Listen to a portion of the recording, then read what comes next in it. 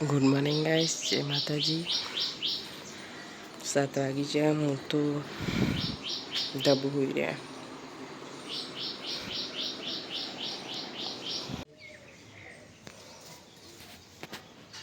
બસ તો ગાઈસ, ધાબુ તો બધું આ સાફ કરવા માંડે.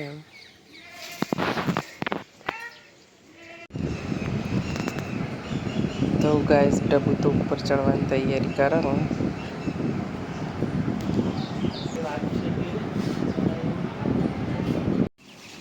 તો વીજળીને આચાર પાણી જોવે છે ને હું અહીંથી કાઢી દઉં છું. અવાજ પર આવી ગયો અમારે. તો ગાઈસ, ધાબુ તો જમફળ ઉપર ચડાયેલા. દેખો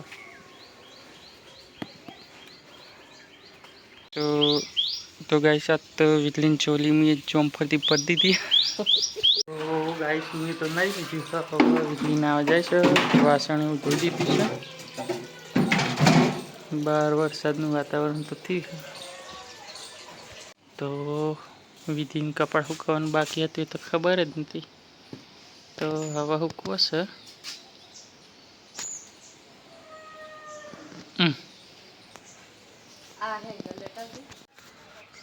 તો ગાઈસ, કલોલ જવા વિધિ રેડી થઈ ગઈ છે. મેં થઈ ગયો.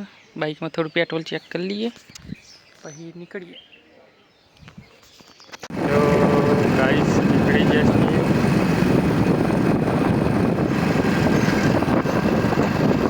હરિયાળી હરિયાળી થઈ ગઈ છે. ચોમાસામાં તો મસ્ત ઠંડક થઈ ગઈ છે. તો હું વિધિ હવામાં ગોટા ખાવાય છે. 11 તો વાગ્યા. તો ગાઈસ, ગોટા મંગાવી દીધા. ચાલુ કરી દીધું ખાવાનું.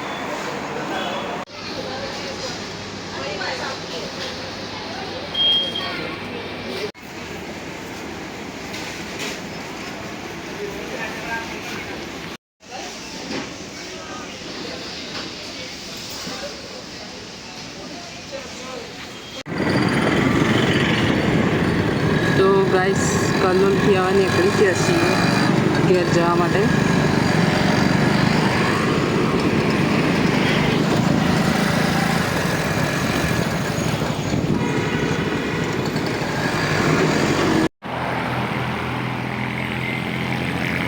તો વીટલી પાપડી લેવા જઈએ.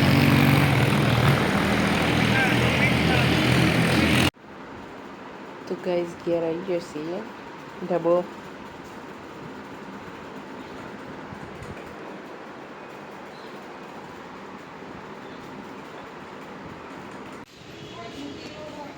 તો ગાઈસ, વરસાદ આવે એવું વાતાવરણ થઈ ગયું.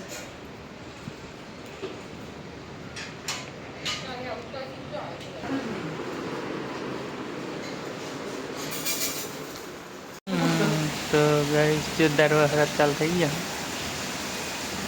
એક જણનો ફોન બગડી ગયો. તો ગાઈસ, ધીમે ધીમે વરસાદ આવે છે.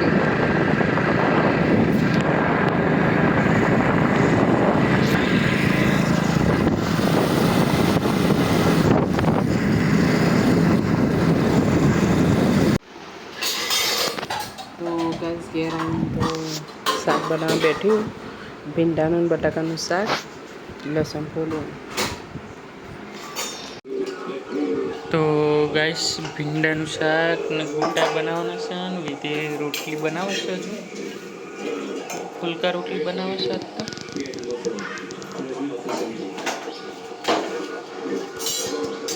ટીવી ચાલુ છે. તો ગાઈસ, વીજળી વાસણ ધોવા બેસી છે. તો વહી ગયા. તો ગાઈસ, ભીંડા બનાવ્યા છે. 9:30 થઈ જશે, કારણ કે નોકરી જવાનું છે 10 વાગે. એટલે મોડું લેટ ખાવા બે. દહીં બનાવી વીજળી ટીવી ચાલુ કરી. તો ખાઈ લીધું છે. વિધિ પોતું કરી દે. તૈયાર થઉં છું નોકરી જવા.